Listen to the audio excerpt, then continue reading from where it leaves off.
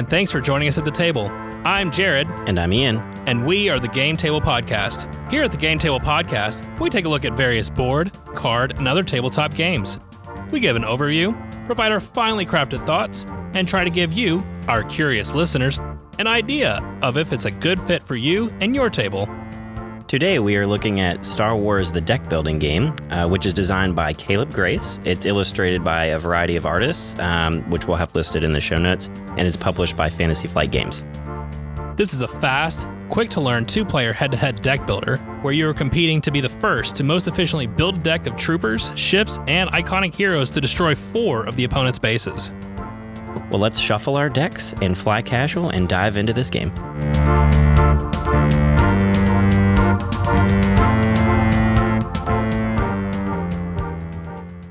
So in Star Wars, the deck building game, obviously this is a deck builder. You start out with a pretty standard deck building function in that you each have a set of 10 cards. Most of them are resources to be able to buy other cards. There's a couple of attack cards, and then you have a wild, in this case, the Temple Guardian or the Inquisitor, that can either move, you can add to your attack, it can add to your resources, or it can do a third mechanic, which is to pull the Force closer to you. The Force plays a couple of different roles in this game, which we'll go over in a minute. But essentially what is going on is there is a row of cards that you can buy from. You cannot buy all of them. There are Rebel cards, Empire cards, and Neutral cards. So if you are the Empire, you can only buy Empire or Neutral cards. If you are the Rebels, you can buy Rebels or Neutral cards. This allows you to build up your deck and come up with a variety of combos. But like I said, there's also this Force track. The Force track does a couple of things. If the Force is all the way on your side, then you will get an extra resource. Additionally, there are a variety of cards in the deck that allow you to get extra abilities if the Force is quote-unquote with you. And that's as long as it's on your side of the board. There's also a interesting mechanic that I've not seen in any of the other games. So like we talked about in the overview, you are trying to destroy your enemy bases. However, you can also attack enemy cards that are in the row to be bought. And that not only keeps your opponent from being able to buy said card, it also gives you a reward to go along with it, which can further create additional combos. Like I said, the game is fast, the game is quick. The other thing that I will say is that the planets that you are attacking, each of them, after you get through the starting planet, each of them have a ability that also adds to your combos and adds another twist as well. Just off the bat, Ian, I will say that I enjoyed this game. I will give final thoughts at the end, but just being a Star Wars fan in general, I felt compelled to buy this game. Of course. Because it is an additional Star Wars game in my collection, but it filled a different spot that I was looking for. It does.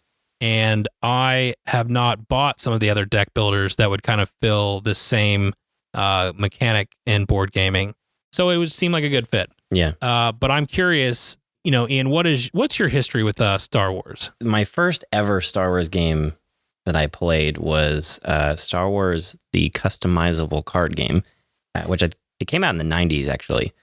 But that was my cousin had it, and I was an absolute nerd because it's like I don't know. So I would have been, we didn't play it till the 2000s, so I would have been like maybe 8 or 10. But I already watched the movies, so I was like, this is the coolest thing ever. There's a game about the movies that I love.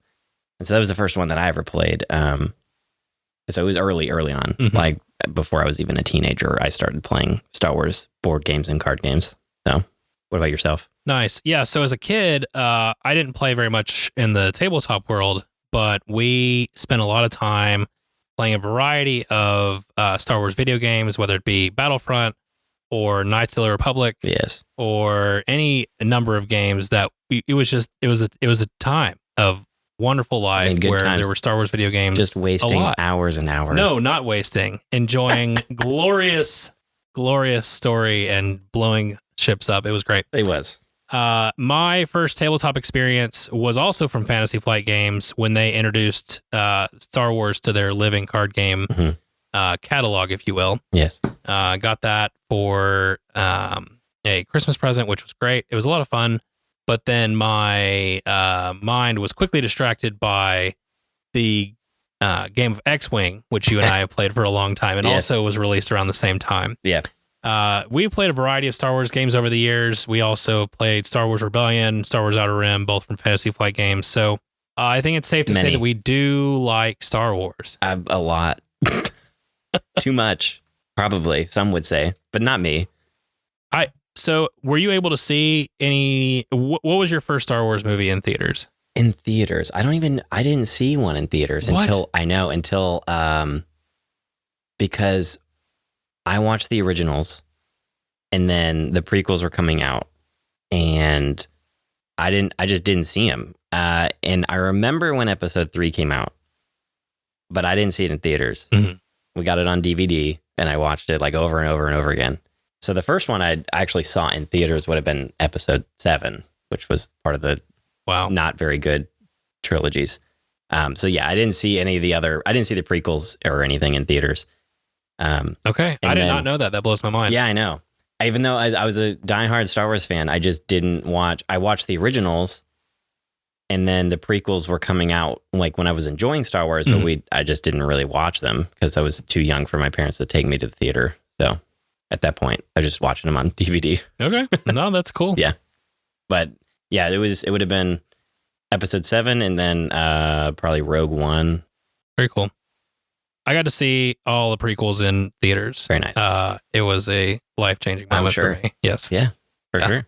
I don't care what anybody says. All you Star Wars fans out there, Phantom Menace is great. So back up off me. Phantom Menace, we had on I had the 3-disc case of the prequels, and the Phantom Menace was definitely the one that was watched the most, like guaranteed. Nice. I would sometimes just skip to the end and just watch the final fight scene between Maul and Obi-Wan Kenobi. Awesome.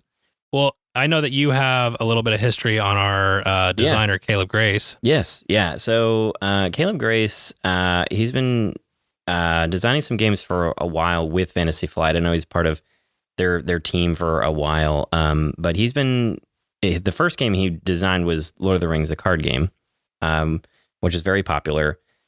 And then Marvel Champions was the next phase of that. And then now Star Wars, the deck building game. And so he's kind of taken these kind of ideas from different things and kind of progressed through that. And when he was designing Star Wars, the deck building game, he looked at a lot of other deck builders that were out. You have DC Deck Builder, there's Dominion, Thunderstone. There's a lot of the older ones. Dominion was the first deck builder, but he kind of took concepts from all these and liked a lot of the ideas. But the one thing that he found was the kind of snowball effect, which can happen in some of those deck builders. Caleb did not want to have it just be like, oh, I'm going to buy the best card on the table, and therefore I'm just going to be automatically upgraded better than you. And so in this game, because there are multiple cards out, and some of them are the opponents, and some of them are yours, you can't always control necessarily what the other player is going to buy, but you can in some ways, because if it's their own card, if it's like I'm the Imperial player and you are the Rebel player, you can go ahead and destroy that card by attacking it. Now, as long as you have enough strength to defeat it, you can defeat it and it'll go to the discard pile. So there's a lot of ability to control the board, unlike many other deck builders. And so that ability alone was something that he was really looking into when designing this game. That way people don't lose interest in the first 10 minutes when you got the best card. And so this game can be, even though you, like, let's say you grabbed, Luke Skywalker or Leia in the first 5 turns, and I haven't gotten a good card yet, there's always a potential. There's always, in the games that we played, though, that did not happen for me. Did not happen for me, but I will say that there are always that, like, oh man, if I flip this one card this next turn, I could be back on track to try and climb back into this game. And so that was something that he was really focusing on when designing this game. Yeah, I think that shows up in a couple other ways too. So I know there was a couple of games where I was playing with my wife, Anna, and she wanted to play as the Empire, and she would be able to buy Darth Vader and bring him into play. And it's super intimidating presence, right? Like, holy crap, Darth Vader's got 10 attack. He can just kill a planet just because he wants to, kind of thing. And he does that. But then, she would look around and be like, well, crap, I still have 8 attack. Right. And I can't do anything with it because I've done the thing already. Exactly. And you don't flip out a new planet until your next turn if you lose a planet that round. Exactly. So you can't just keep stacking onto a player and just wipe them out. Yeah, it forces the game to be played a little bit slower in that way, is that like you can't, in other games, I mean, you have a turn that you have 20 resources and 20 attack. You could like wipe a player out.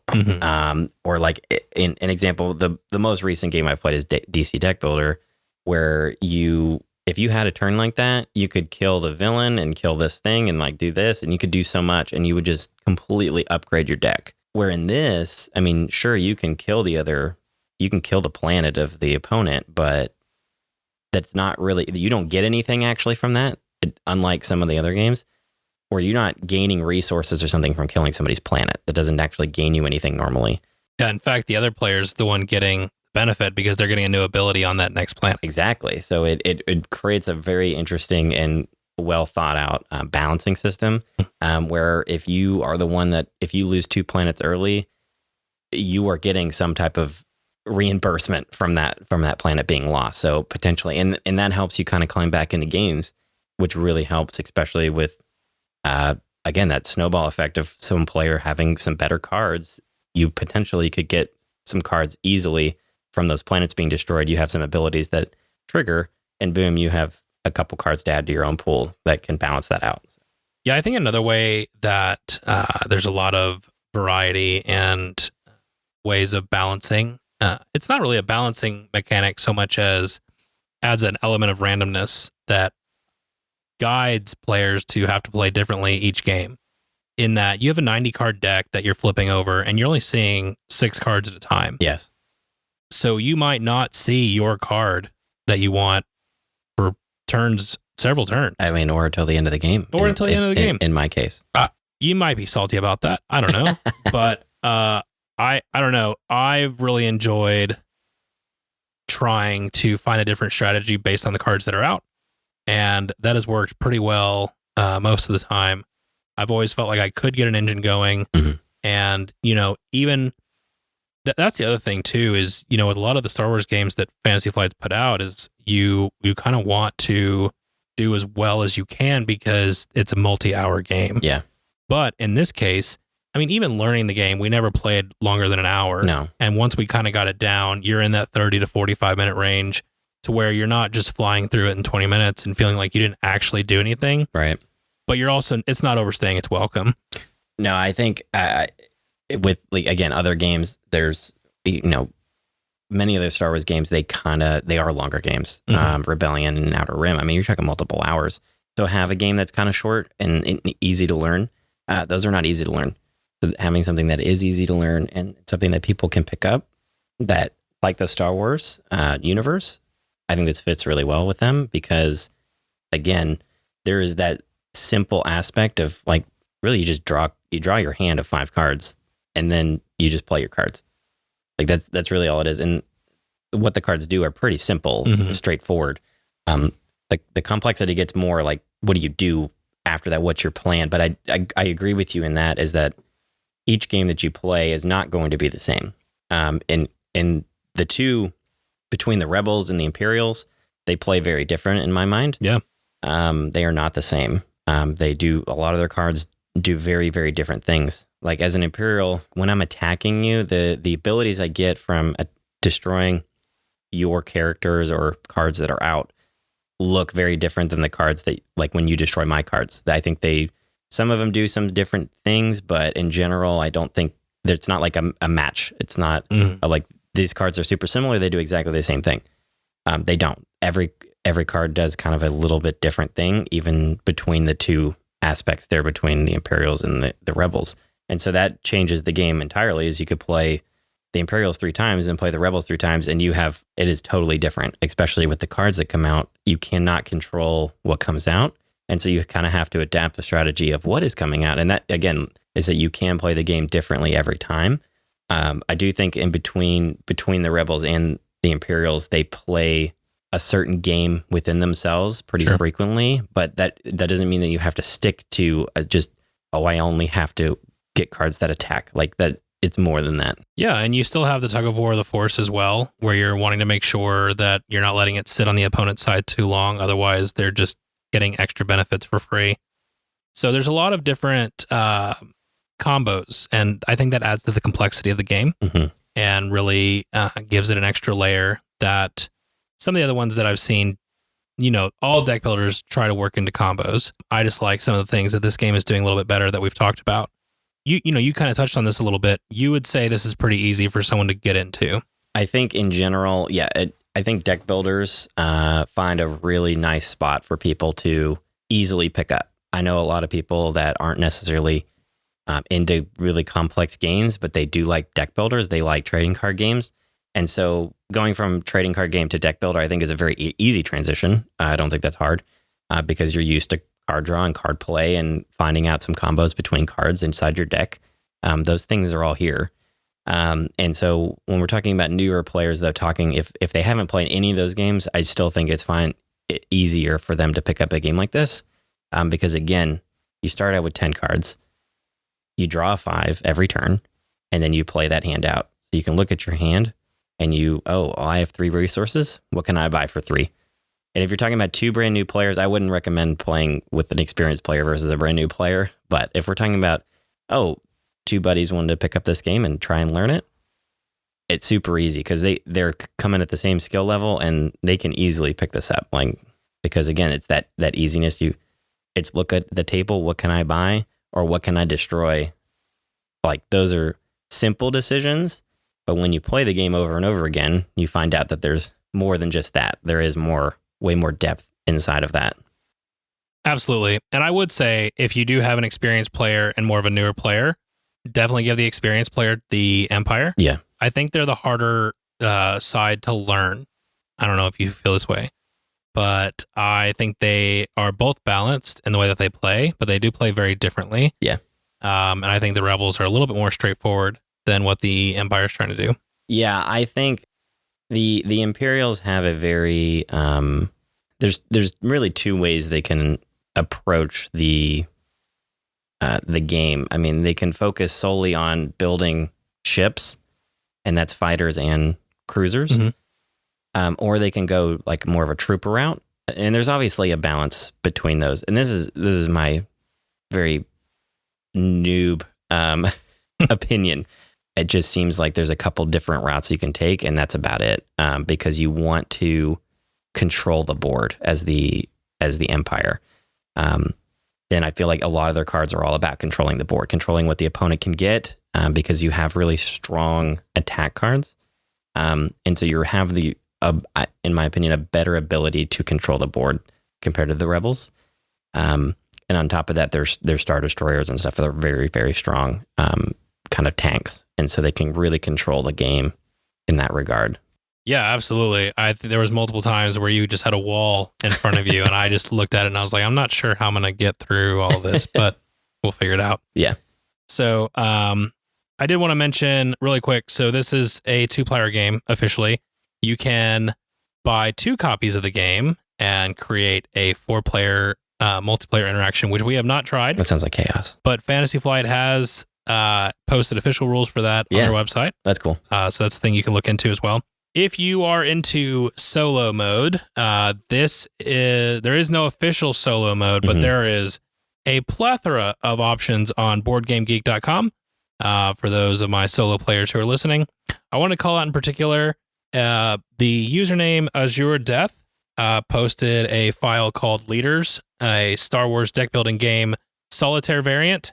I've run it multiple times, and I think it's really solid. Okay. If you want to go that route, if you want to try the game out, you don't have anybody that's truly interested, but if you learn the game, they might give it a try. Right. That's one way to get into it as well. It's always a nice plus. Absolutely. I mean, there's plenty of times where I'm at home by myself that I would love to be able to try something. Yeah, for sure. When I'm working from home, I will just want that 30-minute break. Yes. It's a easy grab for sure. I mean, it works great. So if it's and BGG is always great for stuff like that. People come up with the coolest things. And so having that option, I think it would actually help you learn the game better too. I could see you understanding a little bit more of the cards and seeing cards is always great. Mhm. And you looking and being able to play a little bit that way would definitely help if you're trying to like learn the game too. Having a solo variant is great. I will speak to that. I learned the game. I felt like I understood the game better by playing it solo a little bit. Being able to play the faction that I don't normally play because no one will let me because they want to try and master it. Try is the key word. Not only did I get a better understanding of the Empire, I also understood how to beat it better because of understanding what it wanted to do. Yeah. So I think if you're looking to get better at the game, that's another plus to the solo side as well. Yeah. I know we've mentioned a couple. Can you think of similar games that would either be this is a step up from? So like if, for example, you've played X, you'll enjoy this kind of situation. One for me, it has very similar vibes to the game Star Realms. And I've never played Star Realms, so I have no comparison for that game. I will just say, and I mean, I know there's a lot more content for Star Realms at this point. If this game gets expansions, which that's a massive if because of the way Fantasy Flight Games operates, but if it does, I never need to see Star Realms again because I think this improves Star Realms at every facet. Do you own Star Realms? Not anymore. Okay. No, I did once upon a time. Okay. It's very similar system, correct? It's the same concept. You're both, but there's no factions. Okay. Well, there are, but you can buy into any faction. You are a neutral faction going into it, and you can recruit from any of the factions. You have ships that you can kind of put in the way of bases, and you're trying to destroy base. Well, you're trying to destroy health. Gotcha. Yep. Right. Now, is it better because of IP, but also game mechanics too? I think I would enjoy this better regardless of the IP. Okay. I bought this game because it had the Star Wars label on it. Sure. The gameplay is what ended up selling me. At first, when this was announced, I will be honest and say, I kind of rolled my eyes. Yes. And I was like, this is what we're doing. I agree. That's how I felt. But yeah, a couple of the reviews really kind of pushed it over the edge for me to try. And I would say, I think it fits well for Star Wars. But if it was something else, I would be just as happy. Deck builders are not really my game. I played Dominion early on, which is a great early comparison to that. It's slightly different in the way you're not trying to attack the other players. The decks run out, so it's a little different of a game. The other comparisons are the DC deck builder, which I have played. I've not played Star Realms or really any others besides that. And I enjoy those games. So if somebody wants to play them, then hey, would you play this game with me? Yes, I will play probably any game except for Monopoly. That would probably be the one, and Risk. Those are like the two. Those are my no-nos. But no, those are the good comparisons. If you have played those and you like them, and you like Star Wars and you're interested in something that maybe adds a little bit more depth and decision making, I would highly recommend this, especially if you really like those games. Wow. Because I don't like some of those other games necessarily, but this game is enjoyable. I'm down. To learn it and get really good at it. I don't know if I have the time for, but because I like a lot of other games, but I would always be down to play this because there are a lot of decisions to be had, and you are not going to see the same game twice. Okay. Well, I think we can dive into our pros and cons at this point. Yeah. Talk about the things we liked, some of the things we didn't like, and kind of give our final thoughts. So, Ian, what were your favorite parts about this game? The art is incredible. I know they did like original art for this, and so the art is awesome. I love art is a big part of any game for me. If it has bad art, I'm not interested normally. So, and then on top of that, the force mechanism, trying to control that throughout the game is very different than any other game that I've really seen. When you're talking about, trying to attack the opponent. And there's also this other thing that both players can kind of influence at the same time. That's not something that I've seen before. And that's a really cool aspect of that. As far as the things I don't like. Hold on a minute. Now you ask me what I like, because we take turn. We're a team here. Right. Well, you tell me what you loved about this game. All right. I thoroughly enjoyed this game. I enjoy seeing all the different combos in this game. I enjoy deck builders. I don't know that I would say it's my favorite mechanic, especially when it's on its own. Yeah. But I would say that, especially because it's something that Anna really likes, and I I also like coming up with those combos. It's really a good draw for me. Yeah. Um, That's cute. But no, I think for me, the two mechanics that really pushed over the edge for me was one, the being able to destroy your opponent's cards and learning the timing of how to manipulate that. Yeah.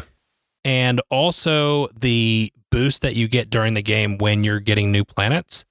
There were multiple times during a game where I'm like, please just kill my planet. I know. Because I've got this now hand of cards that I can pick from.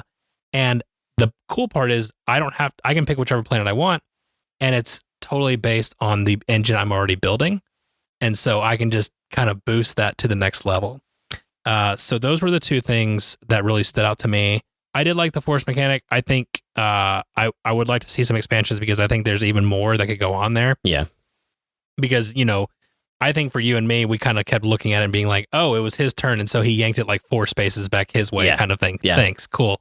And now I got to focus my turn on being able to get it back. Exactly. But that is a neat aspect too of understanding the timing and the trade-offs and being like, all right, he can have it. And I'm going to do this other thing instead. Yeah.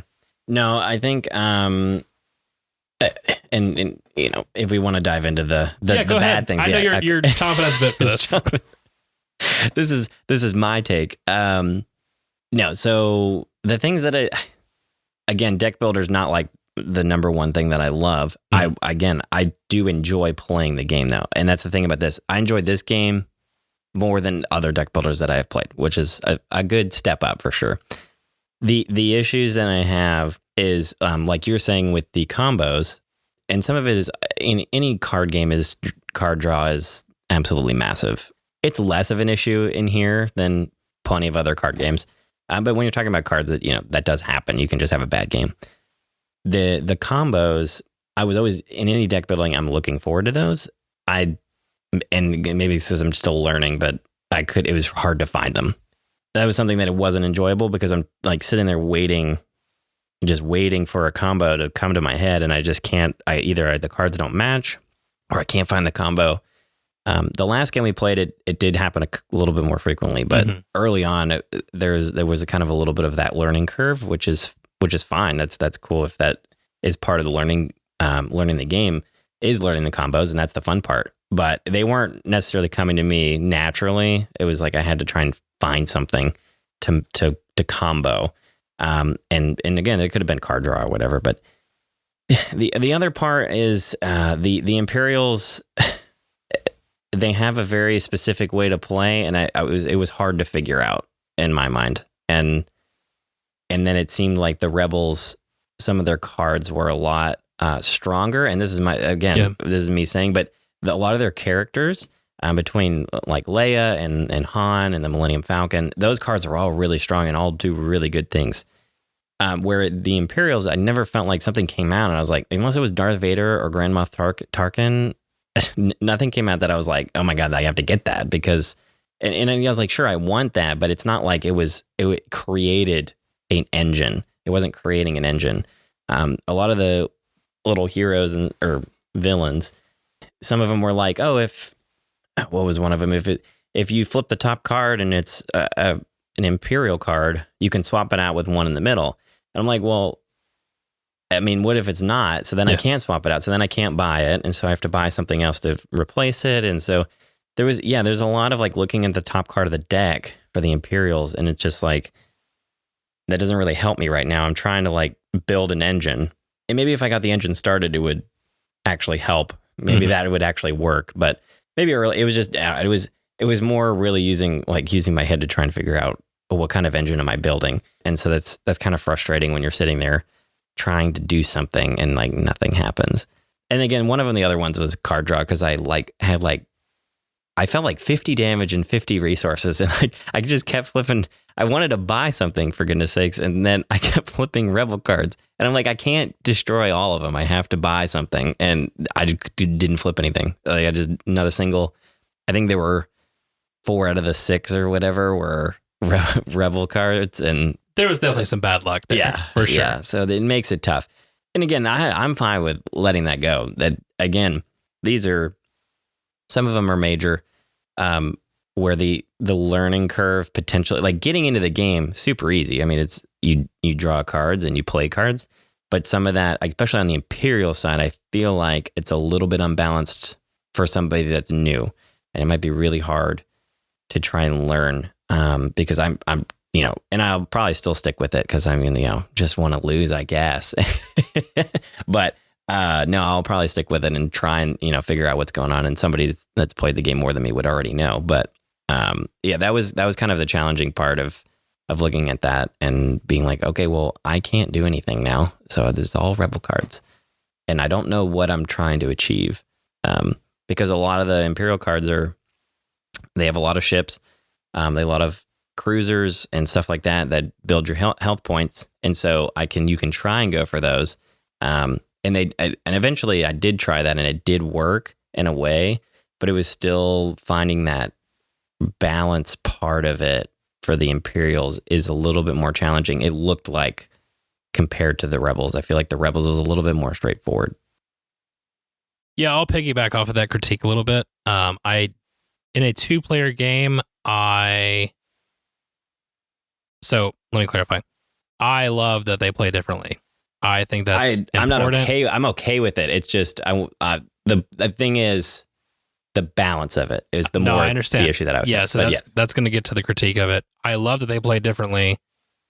I don't like that. I feel like the Rebels are so much easier to pick up than the Empire is.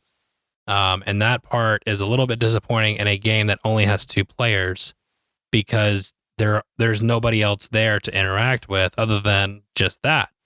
And so I like when games have asymmetric powers, and one of them might be easier, and that's okay because either you can toss that faction out or there's other players in the game that are helping, being like, okay, we can't just let this guy run the table because he's got the easiest faction or whatever, or girl. But I think for me, I think Caleb did a great job of trying to stop the snowball effect. But if you, as the Empire, do not get the card that you need to be able to control some things, and the Rebel does happen to pull off a good combo, then it's over before it starts. Yeah. We had one game where I got Princess Leia on turn 1. Ouch. And then was able to turn around and get the Falcon because of Princess Leia. Yeah. And I knew in my head, I was like, I should offer to just shake hands because it hurt my soul. Because we knew it was over. And it was shortly after. It did not take long. It was a humiliating defeat. But I will say that is a outlier of a thing that can happen in this game. Oh, yeah. Not the norm. Correct. And I like the asymmetric powers. I do like a little bit of luck in my games. I really don't mind it at all. But I would like, maybe even if you just had, like some games have like a starting guide to say, hey, this is how this faction plays. Yeah. And you are going to be looking for X, Y, and Z to be able to help you along. Right. But these are all quibbles. Overall, I'm really happy with the game. I think for a game that is as short as it is designed to be, the last game we played took way too long. We just started building up fleets. It was way too defensive. It was, you got to be aggressive in this game, I think, for both players to have fun and it be quick. Yep. I think the designed time that this game is supposed to take, like a bad card draw or a game of card draw again, it's usually the odds are that the games will be equal over time. And so when you are playing a game like this that is short, you can play multiple games and the games will be balanced over time. And so that's the plus side. And I think that's the side that changes that in a way. If you're not investing 3 hours into a game that you've been drawing 3 hours of bad card draws, and it just ruins the experience, where it's just one game quickly, like within 30 minutes that, okay, well, let's try it again. Maybe I did, I could have played that different. Like the game that you got both of those cards in the first 2 turns, I did not play well. On top of the bad card draw, I could have played it a little bit different to maybe prevent at least one of those cards from going into your hand. So, right. And I think it is important to remember the intention is for it to be a quick game. And so not to get too hung up on trying to make the perfect strategy, but just have fun being aggressive and blowing up people's stuff. Right. And that's the struggle that I have with games like that, because I want to try and create the most awesome combo, but sometimes it's not like that. It's just not how it goes. Just gotta sometimes. Guns a blazing, just let it rip, Yeah. All right. Well, I think it's time to grade this game. So with our rating system, we are going to use a 0 to 10 rating scale, where 0 is hot garbage and should be burned in hell itself, and 10 is a glorious masterpiece. Yes. That will forever be praised. Forever and ever. And then there's a wide spectrum in between where we're going to kind of give you an idea based on what we rate it. Yeah, so I would give this game, I'd probably do a 6 out of 10 for me. I'm reluctant to give it a 7. I would give it are we doing half? Are we doing 6.5? Absolutely. Okay, 6.5 then. 6.5. And the reason it's again, all the reasons that I said, it was not I didn't hate it the entire time. And I did have fun while playing. It's just not on the top of the list of games that I would like, let's play that. That's on my list of like to play. And I would compare it, and because we're going to do this, is I'm going to compare it to your family or your wife is like, hey, let's go see this movie. I really want to see this movie. And I was like, okay, all right, fine. Let's go see the movie. And you're like, you're going in and you feel like you're just going to hate it because you're like, I'm going for you. This is why I'm going. I'm not going for my own joy and pleasure. I'm going only because you want me to go. And so you watch the movie and you were thoroughly entertained. Well, maybe not thoroughly, but you were entertained. And you finish the movie and you're like, that wasn't that bad. I enjoyed myself. I didn't hate myself for being here. I'm glad I said yes because I want to be here and have fun with the family and be here with you. But in the end, would you do it again? Probably not. That's what I would compare it to. But overall, yeah, 6.5. Wow. I'm going to give this a 7.75. Why are you laughing? 7.75. Yeah. What gives it that extra 2.5? Probably that Star Wars. Oh, but okay. I'm trying to be careful because I don't want to get too close to that 10 because I've set that 10 up pretty high. I don't want to just, be throwing around 8s and 9s like they're nothing. I want to keep it in the 7 realm. I'm starting out low, and we're going to see maybe I started out too low. No, that's okay. I like that you did that because anyways, I'm giving this game a 7.75. I obviously love the IP. Star Wars is great. I think that it's something that fits in my collection as a great 2-player game that Ann and I will enjoy playing at any given time. It's fast. It's got a lot of depth for a fast game. It gives a lot of variety, and it also has the potential to be better if Fantasy Flight does the unthinkable. That is a big if. In 3 years, probably. And gives us an expansion. When you've worn the game out completely. Yeah. If it gets an expansion, I think it could be bumped. Yeah. I think it will wear out its welcome at some point, even with the variety. Correct. But as far as deck builders go, I'm very satisfied with this game. Yeah. So that is why I give it a 7.75. A comparison. I would like to think that this is very much in line with Taco Tuesday. Taco Tuesday cannot fail you. It will always be good. I mean, I will think it's great because tacos are my favorite food. Of course. It will never be bad ever. And there will be games where it'll be epic, like where I get Princess Leia and Han Solo and Luke Skywalker on the board at the same time. And the Empire player just looks at me like, are you serious? Sometimes that taco just hits different. It just hits different. So if you enjoy Taco Tuesday, you will enjoy Star Wars, the deck building game. Okay. It's a good comparison. Awesome. I'm okay with that comparison. That sounds okay. I feel good about it. I was really nervous about the comparison part, but we're here. That fits well. So guys and girls and all you people out there, this was our episode of Star Wars, the deck building game. Obviously, this was our first episode ever as the Game Table Podcast. We really look forward to be able to continue to grow into our own here as we try this thing out. And yeah. We are learning just as much as you are. Wow. Maybe more. I am definitely learning way more. But I want you to know, curious listener, that we appreciate you. We do. Very, very much. Thank you so much for listening, anyone and everyone. So, Ian, what are we playing next? Well, next we're looking at Wingspan by Stonemaier Games, which is a great little classic game of birds. Awesome. Well, hey, thanks for hanging out with us. We are humbled to have you at our table, even if it is a metaphorical one. Additional special thanks to Angie Santiago for our cover art, and to Anna Snyder who made the music. If you have feedback on the episode or want to give us your thoughts on the game, we would love to hear from you. You can email us at thegametablepodcast@gmail.com or reach out to us on social media. Our links are in the episode description. Additionally, we would absolutely appreciate it if you could take a moment to leave us a review on Apple Podcasts or anywhere that you are listening, and help spread the word by sharing with your friends and that one individual at the table that you really just need to beat at your next game night. Both of these heroic actions are immensely helpful in growing this podcast, and we are so excited to see where this thing goes. Until next time, may your dice rolls and your card draws be blessed, and your experience at the table be ones to remember forever. Goodbye. May the force be with you.